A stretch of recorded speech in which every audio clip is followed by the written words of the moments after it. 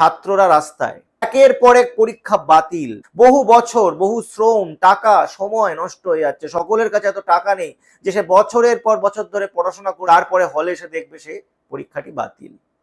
এর বিরুদ্ধে অবশেষে ভারতের সাধারণ ছাত্র যুবতা দলমত নির্বিশেষে নিজেরা আন্দোলনে নেমেছে।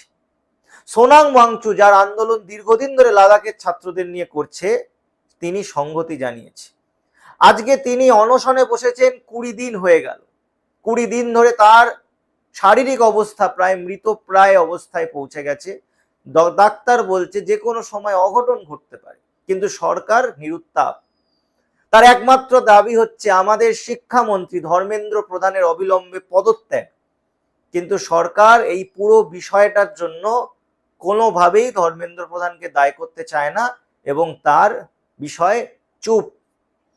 আজকে তারা এই আন্দোলনের জন্য 20শে জুলাই সংসদ চলো ডাক দিয়েছে। সকল শ্রেণীর, সকল ধর্মের, বর্ণের, ভাষার মানুষকে তারা ডেকেছে, বিভিন্ন প্রফেশনের মানুষকে ডেকেছে।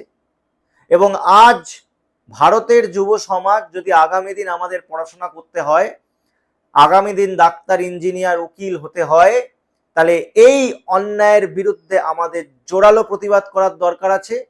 এই অন্যায়কে যদি আমরা যেতে দিই, তাহলে যারা এই অন্যায় কাজ করেছে তারা প্রশ্রয় পাবে এবং পরবর্তী দিনে আরো ভয়ঙ্কর অন্যায় কাজ করবে।